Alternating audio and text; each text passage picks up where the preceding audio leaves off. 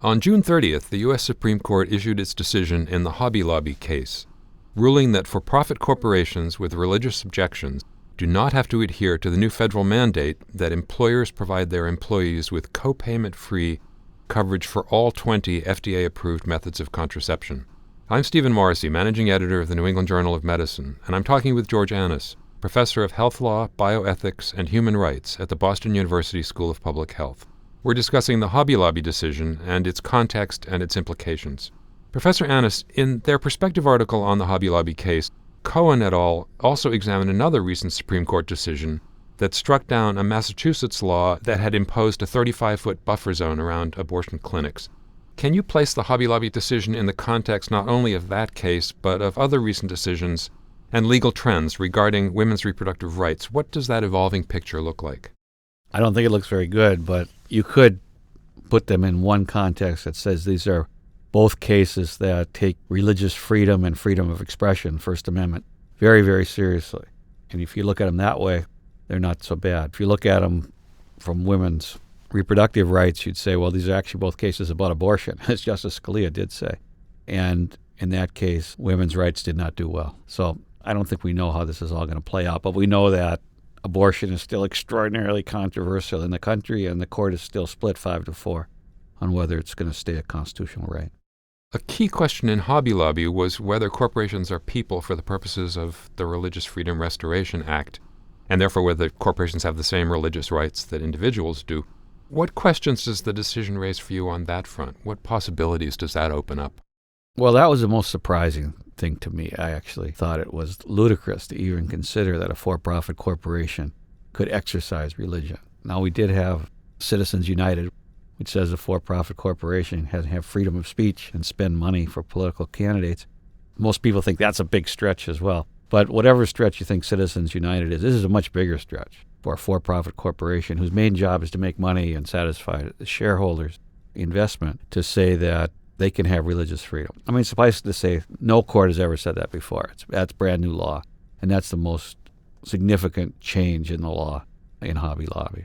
The second question was, well, we weren't looking at the First Amendment issue on religious exercise. We were looking at a statute. You're right, the Religious Freedom and Restoration Act. And the question was just, did that statute apply to for-profit corporations? And the court said it did. What it said is that the statute made no exceptions. The statute didn't define persons at all. It just covered persons whose exercise of religion was substantially burdened by a new law. And the court, again, it's 5-4, but the court said that covers for-profit corporations as well as not-for-profit corporations. So a third context in which we can look at the decision is the range of litigation and other moves against the Affordable Care Act. What kind of bite does this take out of the ACA?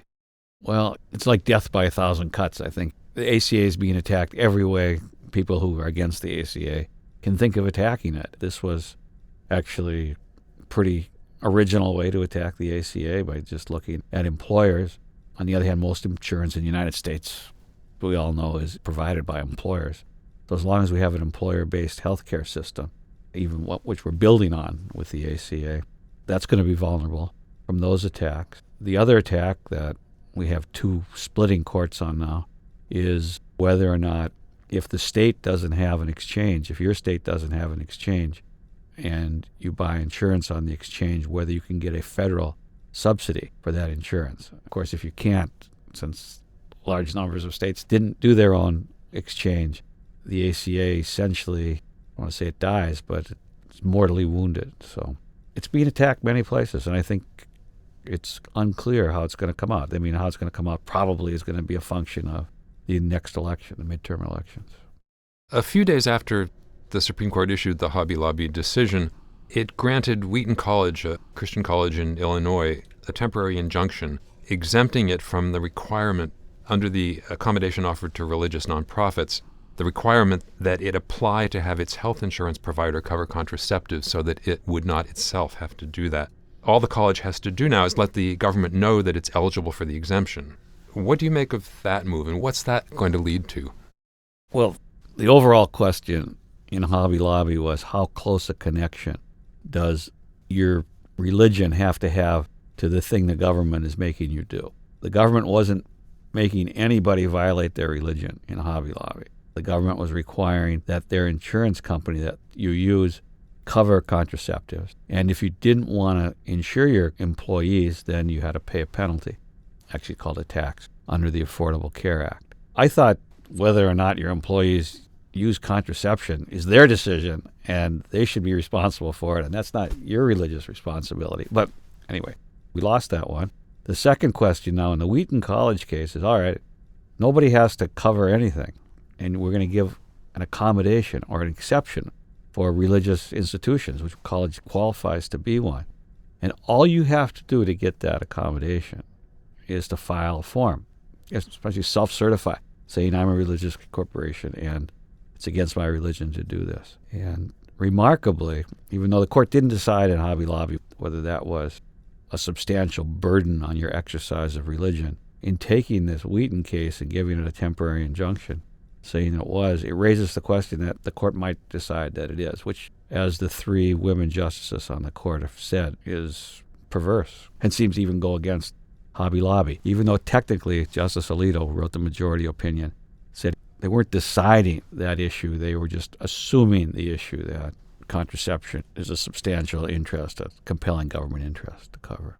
You point out in your recent Health Law, Ethics, and Human Rights article on the Hobby Lobby case that the court's ruling is both a consequence of and a new contributor to the fragmentation and inequitability of the U.S. healthcare system, which you've just talked about a minute ago.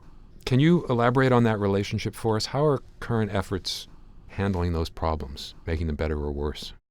Sure. The basic philosophy behind the Affordable Care Act was that everybody should be covered for an essential group of health care, and everybody should have the same coverage, and that's where the contraceptions came from. It wasn't in the bill, in the ACA, that all 20 types of contraception should be covered. What was in the bill is that preventive care should be covered, and that women's preventive care should be determined by Health and Human Services, which then turned that job over to the Institute of Medicine, and that's where the list of 20 contraceptives came from. And the notion was that everybody, all women in this case, should have access to the same decent preventive care.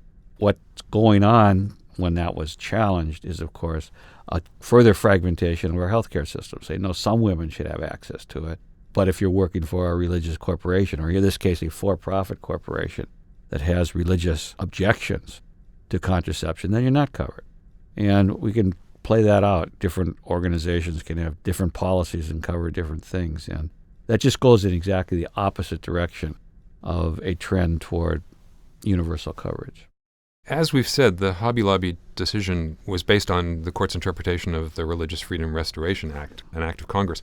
So can Congress act to change that law, to thereby essentially change the Hobby Lobby decision? And if so, how would Congress go about that? That's an excellent question. And Congress, since it was an act of Congress, not required by the Constitution, Congress could change the statute. Now, Congress, I don't want to say Congress is totally dysfunctional, but Congress has a hard time passing anything. But if it wanted to, it's already tried in the U.S. Senate and failed to have an exemption for women's reproductive health. The better exemption, I think, would be to define person and say that a person, they want to include not-for-profit religious corporations, fine, but that a person does not include for-profit corporations. That would be the simplest fix. Do you think that that is a likely fix? I think it's possible in the U.S. Senate, but the House's majority is committed to blocking or destroying or making impossible to implement the Affordable Care Act. So they're unlikely to pass anything that's going to be seen as a victory for Obama and Obamacare. So that's why I said before, I think the fall election is a big deal, and it doesn't look that great right now. As you say, the Affordable Care Act has been attacked from all sides. So final question I want to ask you about another area of attack. 2 appeals courts recently came to opposite conclusions about whether Americans who obtain their insurance coverage through federally run exchanges, as opposed to state-run exchanges, are eligible for subsidies. Where do you think that line of attack will end up, and what do you see for the ACA as a whole? Yeah, I mean, that's a very dangerous line of attack because if it's successful, it destroys the ACA because it lets people make the decision to buy health care after they need it, and it doesn't get the healthy people, because they're not penalized, doesn't get all the healthy people in the pool. I think that the judges, and there's 2 courts, 6 judges altogether, 4 of the 6 said that they thought the argument was not very persuasive. They thought that under existing law, which is true, the so-called Chevron case, administrative agencies charged with implementing a statute have presumptive authority, essentially, to interpret the statute. And the Internal Revenue Service has interpreted the statute as saying that it can grant subsidies to both people in both state-run and federal-run exchanges. I think that's right. I think courts should defer to that. You hate to predict anything with the Supreme Court, but I think it would be extraordinary for the U.S. Supreme Court, if this case gets there, and it will only get there if the circuits are split on this, for the U.S. Supreme Court to find that the Affordable Care Act is essentially not going to make it because they disagree with the administrative agency's interpretation of what is clearly, in this case at least, a poorly drafted statute. And normally what administrative agencies try to do is come up with the most reasonable interpretation of the statute. And certainly the most reasonable interpretation is that nobody expected all these states to opt out of exchanges. And if they did, Congress' intent seems to be pretty clear that on either exchange, the law should apply. Thank you, Professor Annis.